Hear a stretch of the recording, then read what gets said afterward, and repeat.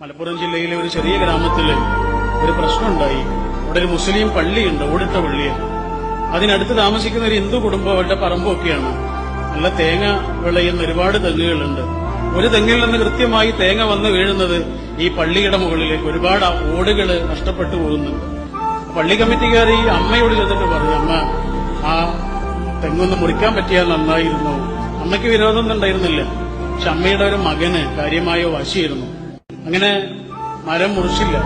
അതിന് വലിയ തർക്കമായി ആ നാട്ടില്. ആ തർക്കം അവസാന പരിഹാരത്തിന് വേണ്ടിയിട്ട് സയ്യിദ് മുഹമ്മദ് അലി ശിഹാബ് തങ്ങളുടെ സന്നിധിയിലെത്തി. പ്രശ്നപരിഹാരത്തിന് വേണ്ടിയിട്ട് അദ്ദേഹം പ്രശ്നങ്ങളൊക്കെ കേട്ടതിനു ശേഷം പള്ളി കമ്മിറ്റിയുടെ പ്രസിഡന്റിനെ അകത്തേക്ക് വിളിച്ചു കൊണ്ടുപോയിട്ട് അദ്ദേഹത്തിന് ഒരു സംഖ്യ കൊടുത്തു. എന്നിട്ട് പറഞ്ഞു, പള്ളി പൊളിക്കണം, പ്രശ്നപരിഹാരമാണ്, പള്ളി പൊളിക്കണം, ഓടുള്ള പള്ളി മാറ്റിയിട്ട് ടെറസാക്കണം. ശിഹാബ് തങ്ങളുടെ മധ്യസ്ഥതയാണ്. അത് സ്വീകരിച്ചവർ നാട്ടിലേക്ക് വന്നു.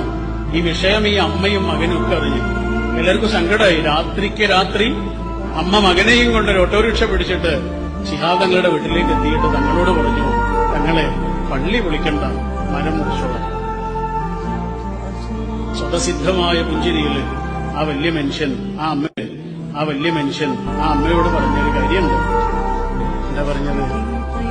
തെങ്ങൊരു കൽപ്പവൃക്ഷമല്ലേ അമ്മേ, അത് മുറിക്കണ്ട, ഒരു പള്ളി ഓട് മാറ്റിയിട്ട് ടെറസാക്കി.